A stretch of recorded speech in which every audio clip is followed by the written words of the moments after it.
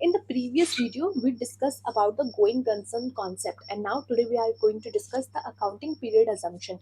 Now, previous video में जब हमने देखा कि गोइंग कंसर्न कॉन्सेप्ट ये कहता है कि बिजनेस लॉन्ग टर्म तक चलने वाला है और आप यही ध्यान रखते हुए उसकी अकाउंटिंग करोगे। लेकिन अगर आप अकाउंटिंग कर रहे हैं तो आपका मेन पॉइंट ये जानना होता है कि बिजनेस में प्रॉफिट कितना हुआ और लॉस कितना हुआ। और अगर आप गोइंग कंसर्न कॉन्सेप्ट के बारे में जानो तो उसमें आपको लगेगा कि भाई बिजनेस तो कभी खत्म होगा ही नहीं, बिजनेस तो चलता रहेगा।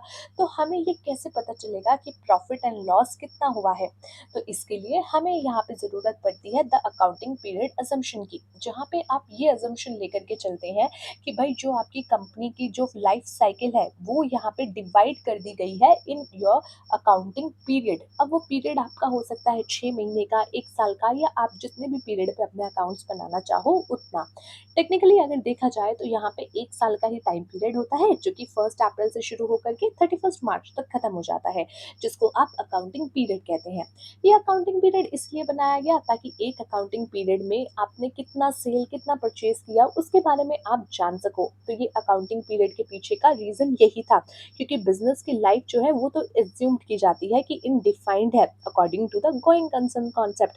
बट यहाँ पे ये पॉसिबल नहीं हो पाएगा किसी भी बिजनेसमैन के लिए कि वो इतने लंबे समय तक यहाँ पे वेट करे या फिर मेजर करे उसकी इनकम।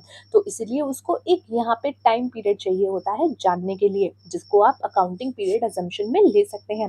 और यही कारण है कि बिजनेस की जो भी पूरी लाइफ है उसको छोटे छोटे पार्ट्स में बांट दिया जाता है, जैसे 6 महीना, 1 साल, यूजुअली 1 साल, जिसमें आप 1 साल का टाइम पीरियड देख सकते हैं और उसमें अपने जो भी कमाई है, जो भी प्रॉफिट है, जो भी लॉस है, उसका आइडिया लगा सकते हैं। यहाँ पे दो प्रकार के ईयर होते हैं। First one is calendar year, जो कि स्टार्ट होता है from the first ten and end होता है to the 31 of December. And the second one is your financial year, जो कि हर जगह फॉलो किया जाता है, which start from the 1 of the April and ends on the 31 of the March.